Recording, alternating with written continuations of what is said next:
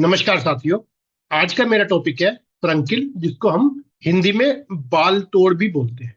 हम उसका medical aspects यानी कि चिकित्सा का पहलू, एलोपैथिक की नजर से क्या होता है उसके बारे में बात करते हैं। फ्रंकिल, जिसे हिंदी में फोड़ा या बाल तोड़ कहते हैं, मुख्य रूप से स्टेफाइलोकोकस ऑरियसिस बैक्टीरिया के द्वारा होता है।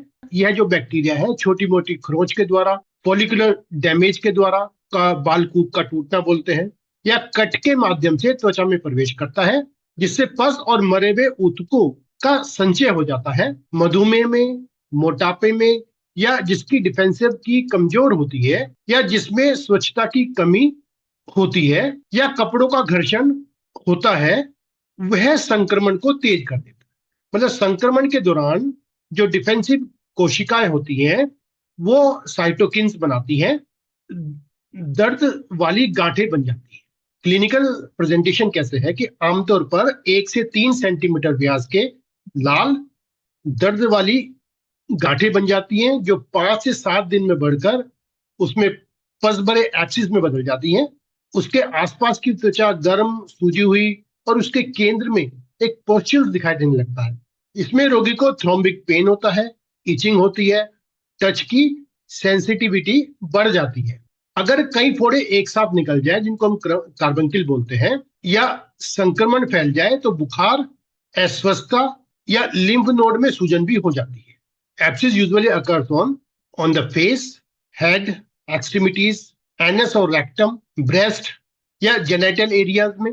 वहां पर लिम्फ नोड भी बन जाता है। चेस्ट, जॉ में या अदर स्किन में वो एब्सिस हो सकते हैं। डायग्नोसिस चिकित्सीय जांच में, इंस्पेक्शन में और पल्पेशन ऑफ द लीजन पर आधारित होता है। यानी कि लेबोरेटरी में पस के नमूने का कल्चर होता है और उससे एंटीबायोटिक कौन सा लगेगा, किस एंटीबायोटिक से सेंसिटिविटी है, ये हमें पता लग जाता है।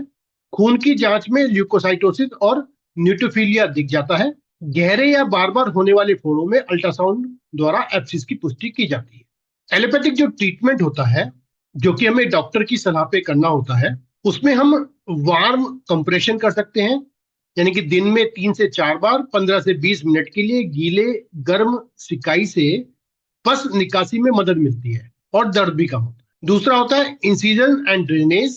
बड़े या फुलाव वाले जो फोड़े में उसके कट लगाकर पस निकालना उपचार का प्रमुख हिस्सा होता है। इसके अलावा ऑरल एंटीबायोटिक दिए जाते हैं, जिसमें क्लिंडामाइसिन, डॉक्सीसाइक्लिन, टेमेट्रोफिन, सल्फामिथोक्सोजोल। 7 से 10 दिन का जी इनका कोर्स होता है। हम इसमें टॉपिकल एंटीसेप्टिक्स भी लगा सकते हैं, जिससे कि उसका फैलाव रोकने में मदद मिलती है। मिपिरोसिन या फ्यूसिडिक एसिड मरहम एक दिन में 1 या 2 बार लगा सकते हैं। हम हाइजीन मेजर क्या करते हैं, जैसे एंटीबैक्टीरियल साबुन हम यूज करेंगे, व्यक्तिगत तौलिए अपनाएंगे, अपना तौलिया अलग होना चाहिए, ढीले कपड़े पहनने हैं, त्वचा साफ और सूखी रखें, इससे हमें फायदा मिलता है। हम इसकी रोकथाम कैसे कर सकते हैं? स्वच्छता बना के रखनी है हमें, नियमित एंटीबैक्टीरियल सफाई करनी है, व्यक्तिगत सामान को साझा नहीं करना है, त्वचा की स्वच्छता बनाए रखनी है, फोड़ों की पुनरावृत्ति को रोकना, वजन नियंत्रित करना है, मधुमेह को नियंत्रित करना है, और ढीले कपड़ों से घर्षण कम करना महत्वपूर्ण है। लाली दिखते ही गर्म सिकाई करने से फोड़े बनने को रोका जा सकता है। मरीजों को घाव की देखभाल व हाथों की सफाई पर शिक्षित करना होगा। ट्रेडिशनल चाइनीज मेडिसिन के अनुसार हम इसको कैसे देखते हैं? In traditional Chinese medicine, furuncle arise from excess heat and toxin pathogens in the qi and blood level. Qi और ब्लड लेवल में टॉक्सिक हीट और पैथोजन बढ़ जाते हैं। Dietary intelligence in spicy greasy foods और environmental heat, damp invasion disturb spleen and lungs function. This generate internal fire, which congeal blood and form nodular lesion. Weak defensive energy allow external wind heat pathogen to lodge in the skin. मतलब ऐसा है कि axis heat और toxic pathogen से की और blood level में कार्बंकिल and फ्रंकिल पैदा हो जाते हैं। इसका कारण डाइटरी इंटेलिजेंस हो सकता है, हम ज्यादा स्पाइसी फूड लेते हैं, ग्रीसी फूड लेते हैं, और एनवायरनमेंट में डैम्प हीट होता है। इसके इन्विजन से स्प्लीन और लंग्स का फंक्शन डिस्टर्ब हो जाता है। इसकी वजह से इंटरनल फायर बढ़ जाती है, जो ब्लड को कंजील कर देती है और नोड्यूल लीजन बना देती है। इसमें हमारी डिफेंसिव एनर्जी वीक है और आपकी जो एक्सटर्नल विंड है उसका पैथोजन का अटैक हो गया है आपकी स्किन पे। टीसीएम पैटर्न में हम क्या क्या कर सकते हैं? पहला पैटर्न है हमारा टॉक्सिक हीट इन ब्लड। इसमें रैपिड ऑनसेट होता है, फायरली रेड नोड्यूल्स बन जाते हैं, थ्रॉम्बिंग पेन होता है और ब्लीडिंग हो सकती है। की एंड ब्लड की डेफिशिएंसी भी हो सकती है दूसरा कारण, जिसमें आपको बार बार बॉइल्स होंगे, डल रेड कलर होगा, फटीग होगी और आपकी स्किन ड्राई होगी। तीसरा कारण है विंड हीट इन्वेजन का। इसमें आपको इची पर्पल, बॉइल से पहले वो सरफेस हो जाएगी, फीवरिश सेंसेशन होगा, सोर थ्रोट होगा और एवर्जन टू द विंड, आपको विंड में बाहर जाने में प्रॉब्लम हो। मैं आपको अब फोड़े बनने के कारण को समझाना चाहूंगा। इसके दो मेन कारण।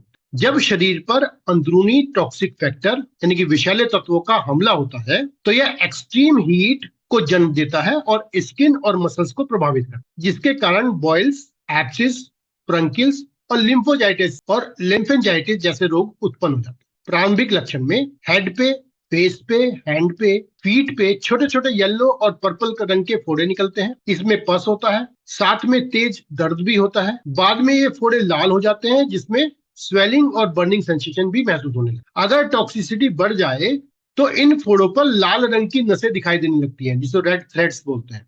फिर पेशेंट को हाई फीवर, डिजीनेस, वोमिटिंग और रेस्टलेसनेस जैसी स्थितियां उत्पन्न होने लगती है। टंग रेड हो जाती है और टंग पर येलो कोटिंग आ जाती है और पल्स तेज हो जाती है। इसका जो रूट कॉज है यानी कि स्पाइसी और ग्रीसी फूड, इससे शरीर में इंटरनल हीट बढ़ जाती है। हीट के कारण फिल्म भी बनने लगता है। जब फिल्म और हीट मिल जाते हैं तो शरीर में की और ब्लड का स्टैग्नेशन शुरू हो जाता है और यही स्टैग्नेशन और टॉक्सिन मिलकर एब्सिस बना देते हैं।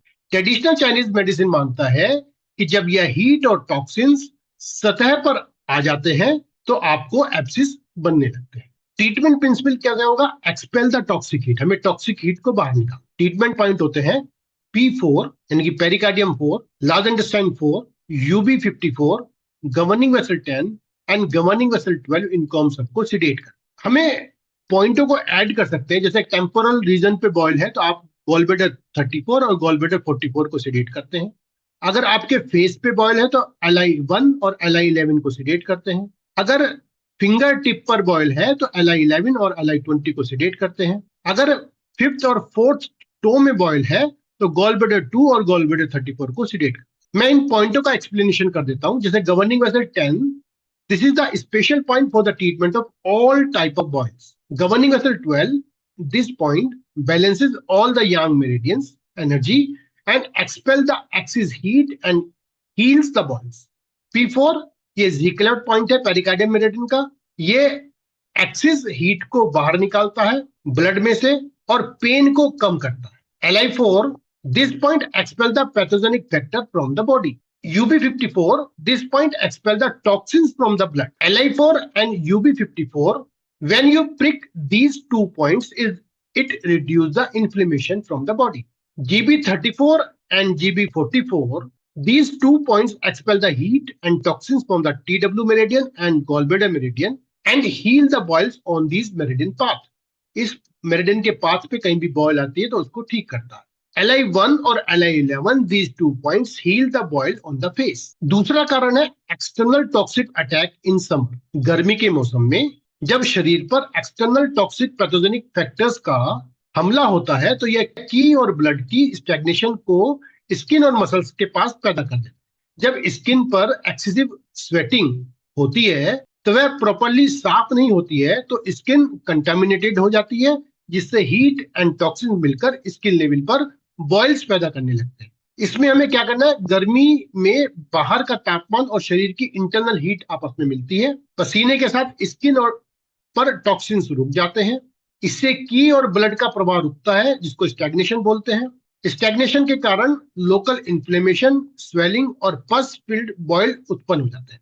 टीसीएम प्रोस्पेक्टिव में इसे summer heat plus dampness plus toxin की स्थिति माना जाता है, जो स्किन को ऊपर से अटैक करती है और heat accumulation with obstruction of meridian बनाती है। इसका ट्रीटमेंट प्रिंसिपल होता है expel the external pathogenic factor and enhance the defensive की। हमें पैथोजेनिक हीट को बाहर निकालने के लिए LU11, LI4, LI11, governing vessel 14, governing vessel 16, urinary bladder 12, gall bladder 20 और TW5 को हम सीडेट कर, और एब्सिस को, बॉयल को, फ्रंकिल को ट्रीट करने के लिए हम साथ में पॉइंट को ऐड कर देते हैं, governing vessel 10, governing vessel 12, P4 and UB54, इनको हम सीडेट कर। इनका वर्णन मैं पहले आपको कर चुका हूं कि पॉइंट को हम कैसे यूज, उसका क्या बेनिफिट होता है। हमें प्रिवेंशन और कुछ लाइफ स्टाइल में चेंजेस करने। A balanced diet that avoid excessive spicy and oily foods, support the spleen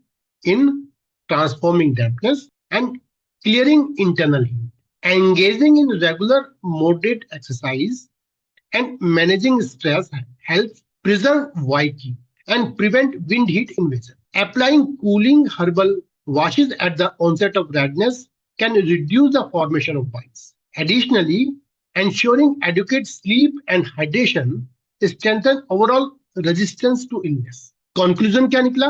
फ्रंकिल के उपचार में समय पर एलोपैथिक से पस निकालना और एंटीबायोटिक के साथ ट्रेडिशनल चाइनीज मेडिसिन का यूज करके उस एरिया को ठंडा करने वाली कुछ हर्ब्स हैं और साथ में रक्षा प्रणाली को मजबूत करना शामिल होता। दोनों चिकित्सा पद्धतियों की समझ मरीज व चिकित्सक को व्यक्तिगत व समग्र देखभाल चुनने में सक्षम बना। अर्ली इंटरवेंशन, स्वच्छता, आहार संतुलन, माइंड बॉडी बैलेंसेस फोड़े की रोकथाम व उपचार में सहायक होते हैं। तो आपको मैंने बताया कि कैसे एक बॉयल्स को हम ठीक कर सकते हैं, उसके लिए मैंने आपको पॉइंट भी बताया। आप मेरे इस चैनल को लाइक करें, सब्सक्राइब करें और बेल आइकॉन भी दबाएं अगर यह ट्रेडिशनल चाइनीज मेडिसिन से आप प्रभावित हो रहे हैं तो। धन्यवाद साथियों।